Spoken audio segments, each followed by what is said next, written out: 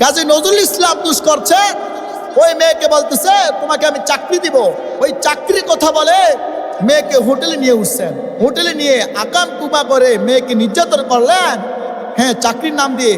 তো ওই দিক দিয়ে সংসদে সে আবার কথা বলে যে সংসদে বলে পর্দা করতে হবে, পর্দার আইন করতে হবে, পর্দার আইন করতে হবে। আর তোর পর্দাই তো ঠিক নাই, তুই আরেকজনকে পর্দা কিভাবে করাবি?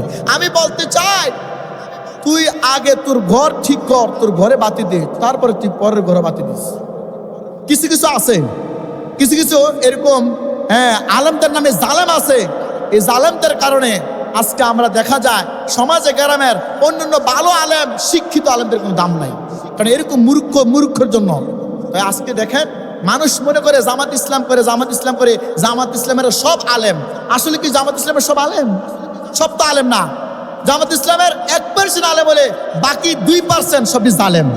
এই জালেমদের কারণে 1%-এর বদনাম উঠে যায়।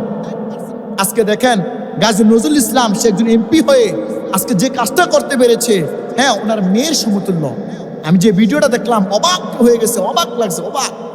ওর মেয়ের সমতুল্য, ওই মেয়ের সমতুল্যের সাথে কিভাবে এরকম করতে পারে?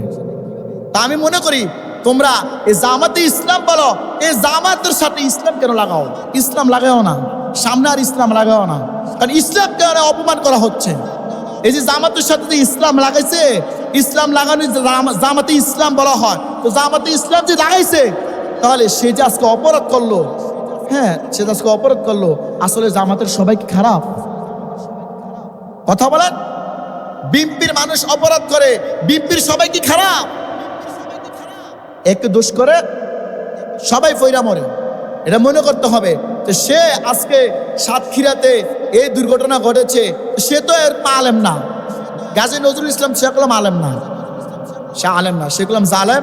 এই জন্য আপনারা হে যুবকরা, হে আমার যুবক ভাইয়ারা, মুরব্বী বাবারা, আজকে আমি বলে দিতে চাই তোমরা ওই দিক দিয়ে ওই ফাঁদে না বলে নিজের জীবনটাকে নিজে সাজিয়ে নাও। নিজের জীবনটা সাজাইবে কি দিয়ে? তুমি নিজের জীবনটা সাজাইবা দল করে না, নিজের জীবনটা তুমি এইভাবে সাজাও, আল্লাহর রাসূলের সুন্নাহ দিয়ে তোমার জীবনটাকে তুমি সাজাও, তোমার জীবনটা ধন্য হয়ে যাবে। এরকম আশেপাশের অনেকজন দেখবেন, আমি যখন ভিডিওটা দেখলাম তখন নিচেতে দেখলাম কেউ গাজীর পক্ষে কথা বলে, আবার কেউ গাজীর বিপক্ষে কথা বলে। তা আমি বলতে চাই যারা গাজীর পক্ষে কথা বলে, তোরা কিরকম ভাবে কথা বলতে পারো গাজীর পক্ষে? তো তোরাও ওইটার মতো নাস্তিক, ওইটার মতো বেঈমান।